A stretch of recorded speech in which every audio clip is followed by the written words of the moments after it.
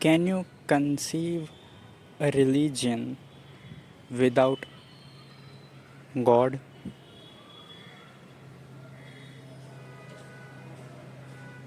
Have you ever contemplated on this question? There are many religion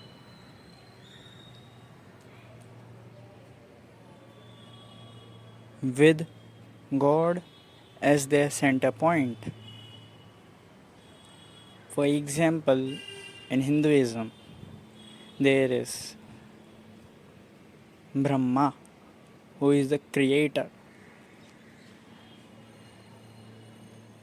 and who is keep on creating.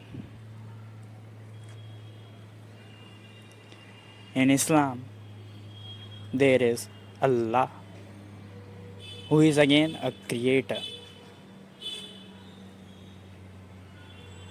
In Christianity, there is God or Yehovah,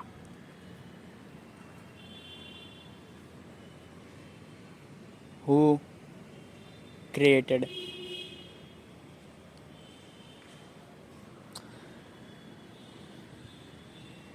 Similarly, the prominent religions of the world have God at their center point.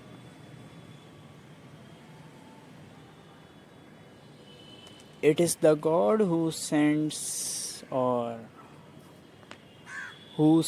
his message to the people through a prophet. As we see in Islam, it is God who begot a son and sent him to the people. As we can see in Christianity,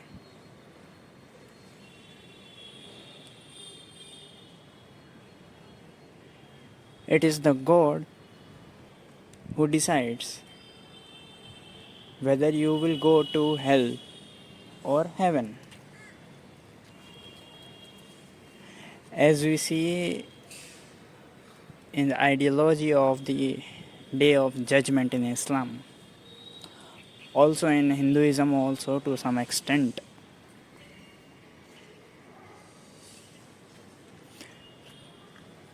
it is the God who sends Savior or Messiah.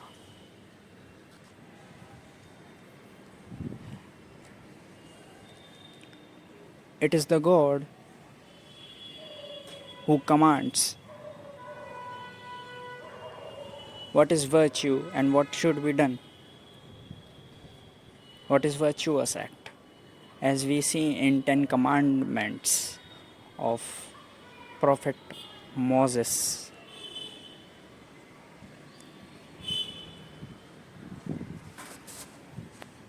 So with God, you will see prophets, you will see angels, you will see Iblis or devils,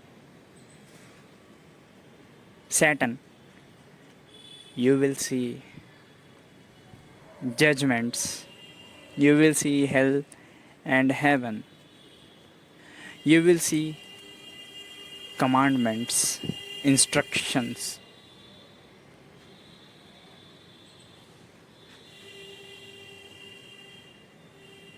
In various religions, things varies, heads or subheads varies, but more or less they have a theist,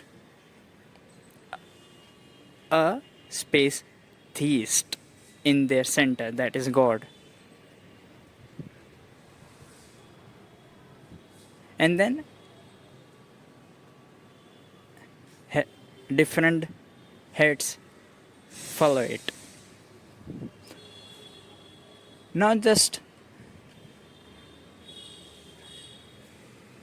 visualize a religion where there is no God at all. Can you conceive that religion? And there are only three prominent religions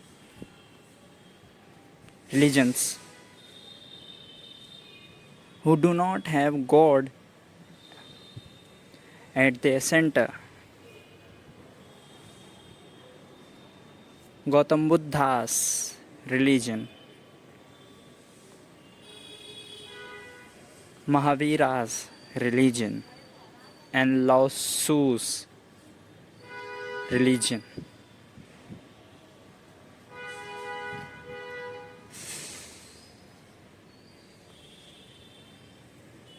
In the philosophy of Gautam Buddha, what Osho says is, you will not find any God. You will not find any theist.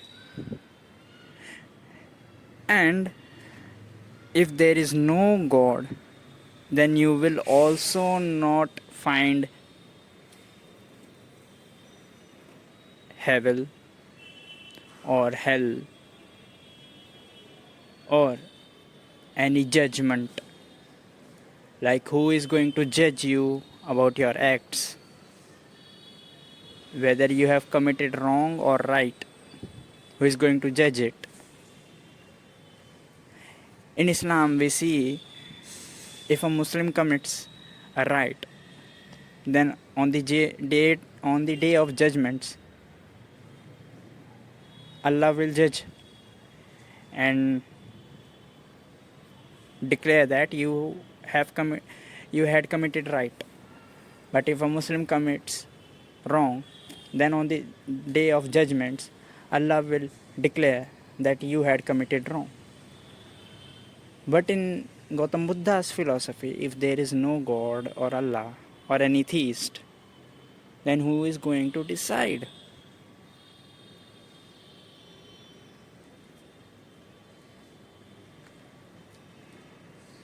What is right and what is wrong?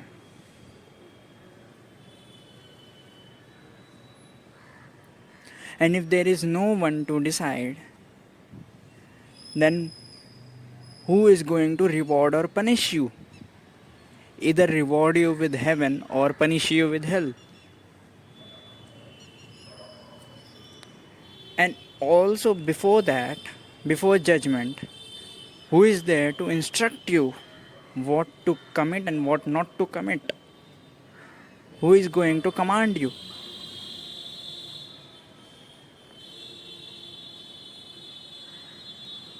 Gautam Buddha's philosophy is totally different from Hinduism, Islam, Christianity. These religions, Hinduism, Islam, Christianity, have God at their center. But in Gautam Buddha's religion, there is no God at all. He never debated or discussed on the subject matter of God or any theist or any hell or heaven. He nor accepted or he nor discussed or debated whether there is any soul in a human body or not.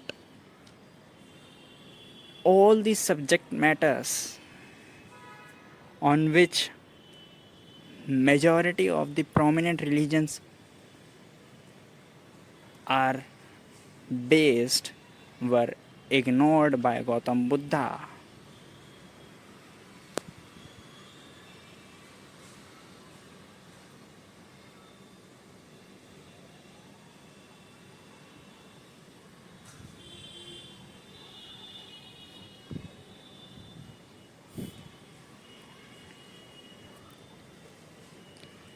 I have heard it from Osho.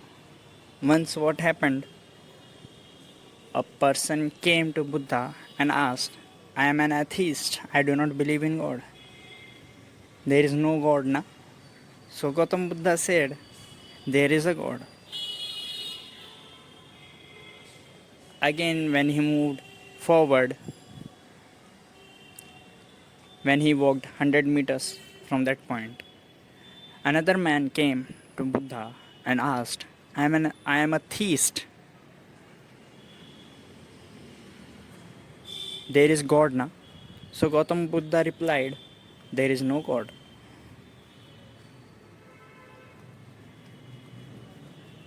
Another 100 meters away, a third man came to Gautam Buddha and asked, I am an agnostic. I do not know whether there is a God or not.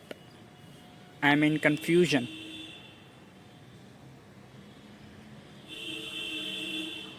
What do you say? Gautam Buddha replied, I am also in confusion whether there is a God or not.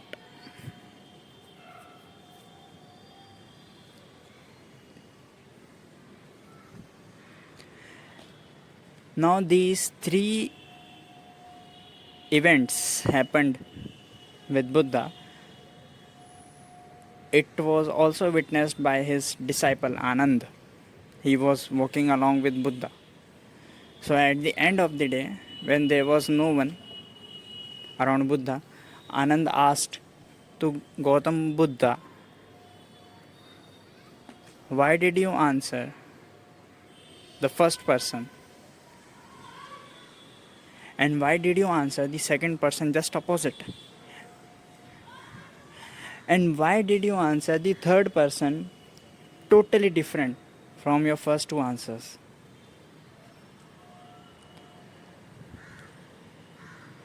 Actually, Gautam Buddha was a very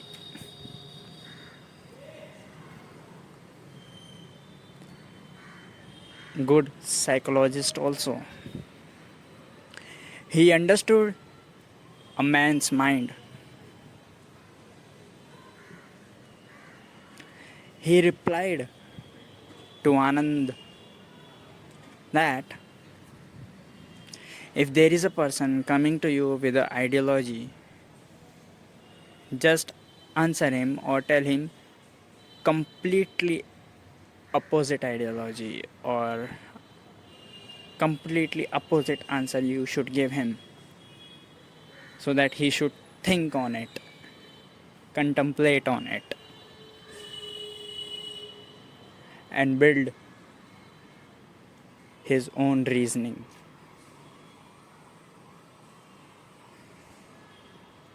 If someone comes to you and asks, is there a God? I believe in God. Just answer him, there is no God. Likewise, if someone comes to you, there is no God, na? I am an atheist. Just answer him, there is a God.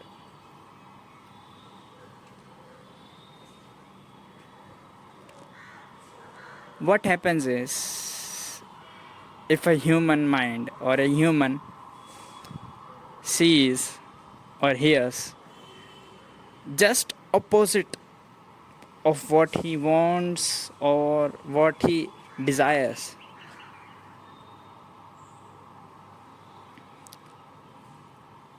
this opposite shocks him and prompts him to think, to contemplate.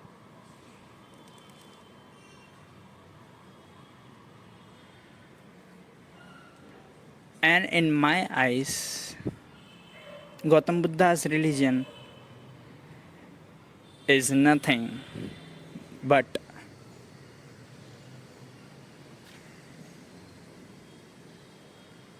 to contemplate, to build a reason, to build our own reason.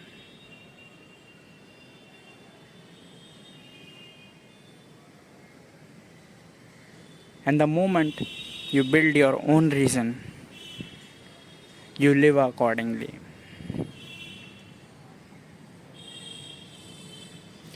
There are many humans in this world.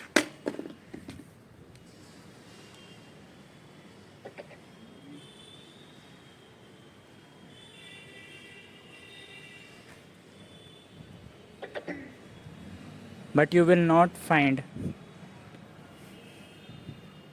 any two humans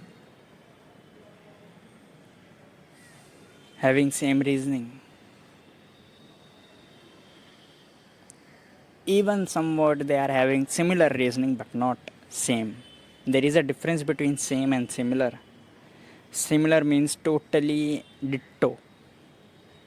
Sorry, same means totally ditto, but similar is something that 60% is same but 40% is different. And this thing Gautam Buddha knew. Therefore, he treated or he replied, he answered every person according to his mentality, according to his consciousness. Every person have different understanding, different consciousness, how much you are unconscious and how much you are conscious. You have to deal every person differently according to his understanding or consciousness or unconsciousness. This was Gautam Buddha's philosophy. But so in his eyes, every person is unique, no one is same. But in a religion where there is God at a center,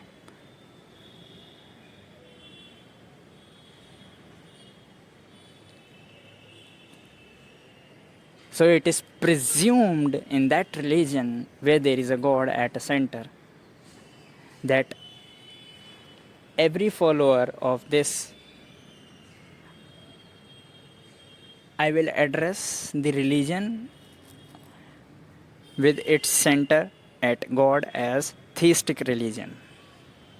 So every follower of a theistic religion and every theistic religion presumes that every follower of it is having same understanding, same consciousness and everything same. This is not the case. This is really not the case. And that theistic religion then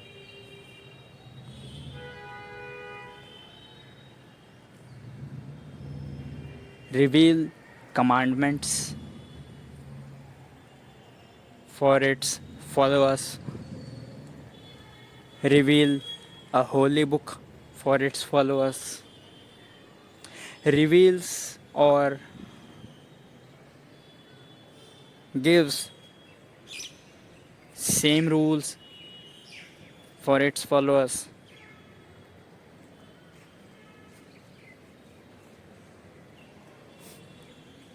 Even if religion, theistic religion, gives different rule for men and women, but it does not give different rule for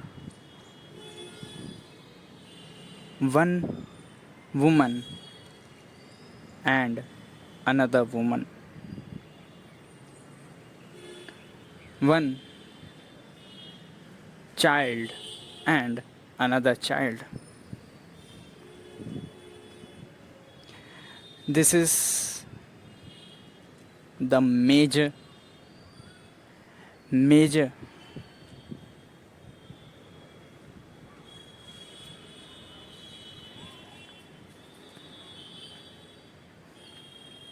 reason why the followers of a theistic religion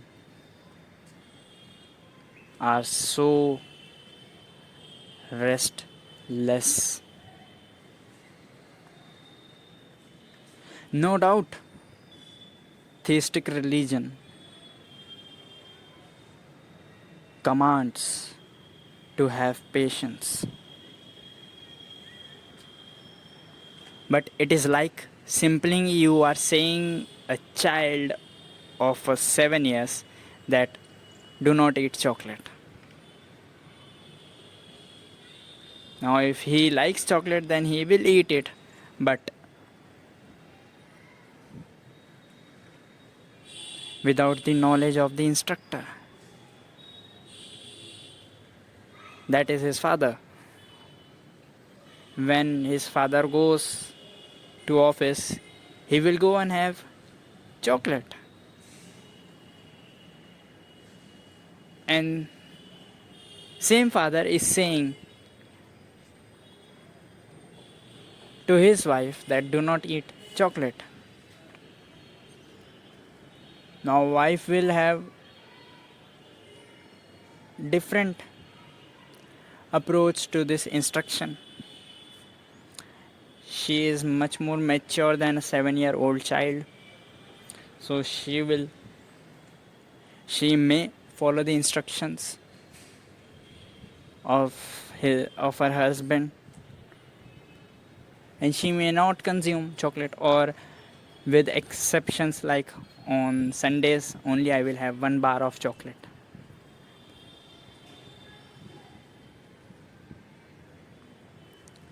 So this is the thing. This is the major reason why followers of a theistic religion are so restless and feels so much inequality within them. Apparently, one can say that there is one rule for each follower.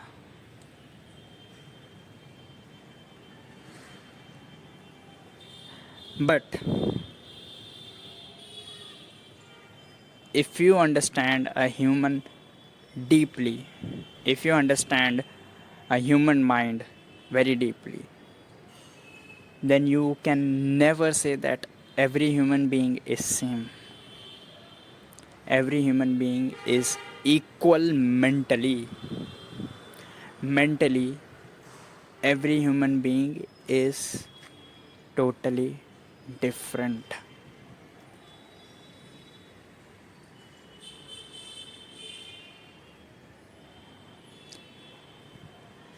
Every consciousness is totally different.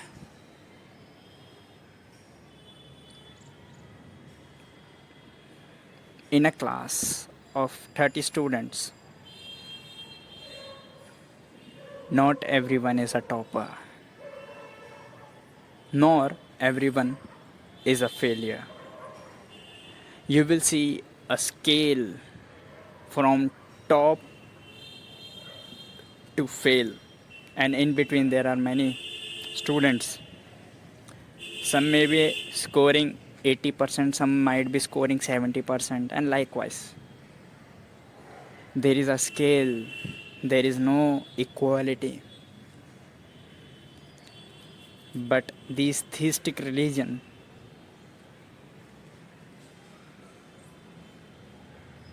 I am not against their God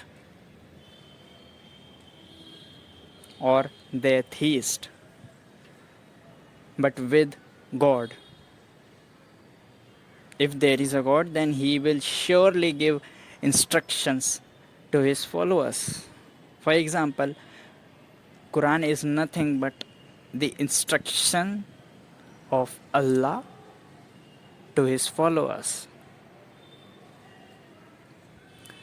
If there is a Masiha, if there is a prophet, then surely they will instruct their followers.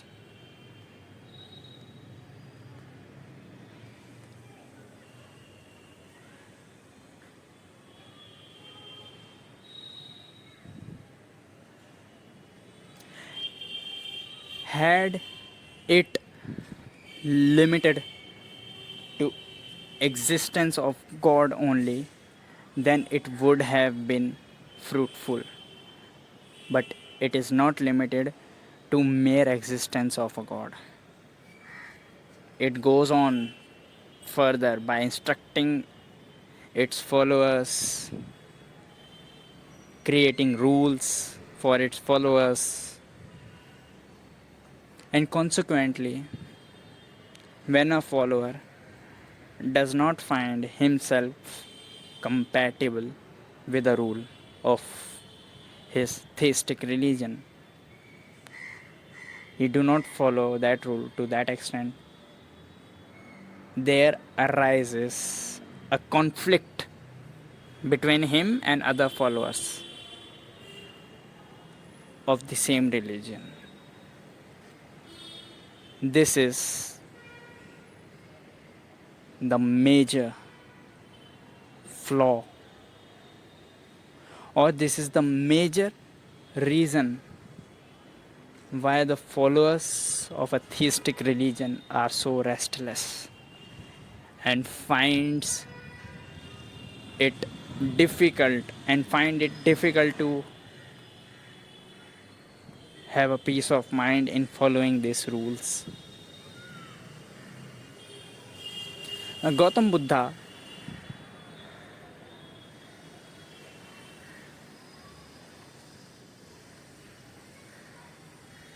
do not instruct his followers.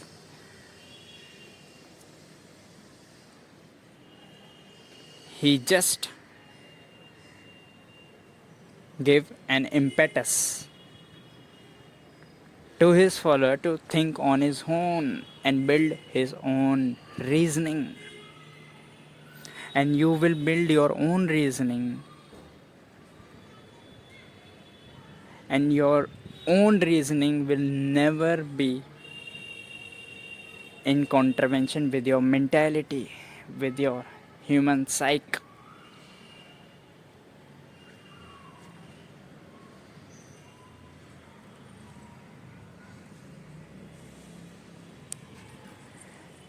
When we talk about Mahavira's religion, I have heard it from Osho that Mahavira went one more step further than Gautam Buddha. Gautam Buddha just merely ignored the subject matter of God. He never debated on it, never had any discussion on it. But Mahavira simply rejected the existence of any God or any theist. He rejected the existence of any heaven or hell. He said that world is only evolving, there is no creator and there is no creation. Just what we heard from Darwin's theory that the world is evolving. Nowhere at any point of time it has been created. The world is simply evolving from amoeba to animals, from animals to another animal, to another animal, to another animal, to humans, and humans are also evolving. So Mahavira just simply said that things are evolving. There is no creator and there is no creation. Things are going on its own. Things are changing on its own. And change is something which is happening.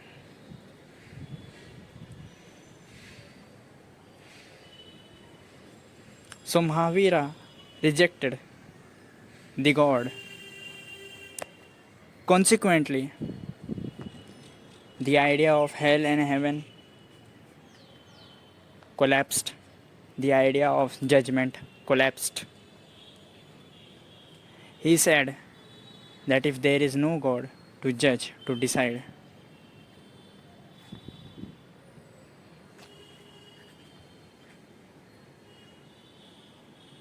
then who is going to punish or who is going to reward? He also rejected the idea of punishment or reward. He said, whatever karma you do, karma will follow its course, and whatever is its natural result, it will happen. For example, you are feeling thirsty. You did one karma. You do one karma. You drink a glass of water. Now, what is the natural consequence of that karma? Your thirst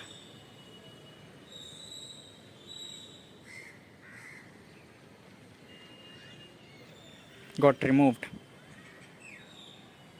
This is the natural consequence of the karma. Now, here, there is no one to decide whether you have drunk a glass of water. Now, you should be rewarded with the eradication of your thirst, or you should be punished with more thirst. There is no one to decide here. It is a natural consequence. You drank a glass of water and thirst removed.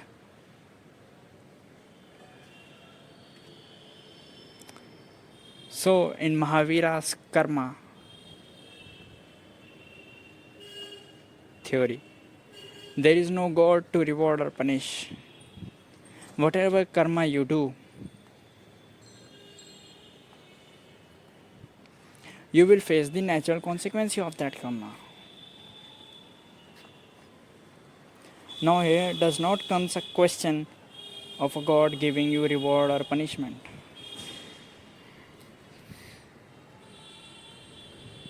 Because karma will reward, or because consequence of karma will naturally follow it. It is like a chain. Similarly, the evolution of world is happening on its own. It is like a chain. You can neither stop it nor you can boost it. It is happening on its own. It is like a chain. It is going, keep on going, keep on going. It is happening.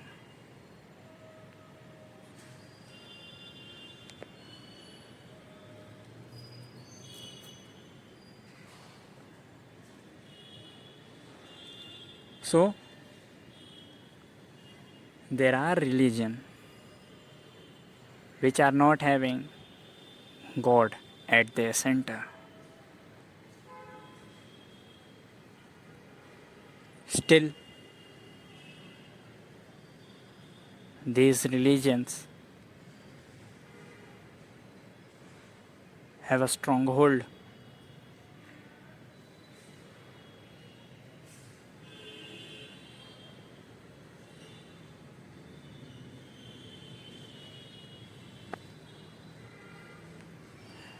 And you will not find in these religion a same rules, same instructions, because this religion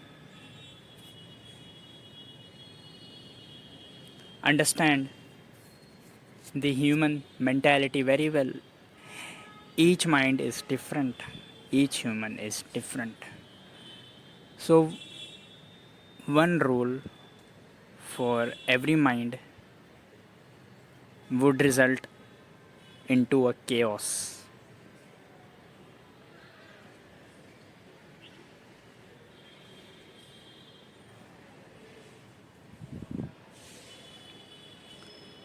Subscribe if you find this video helpful, and share this video.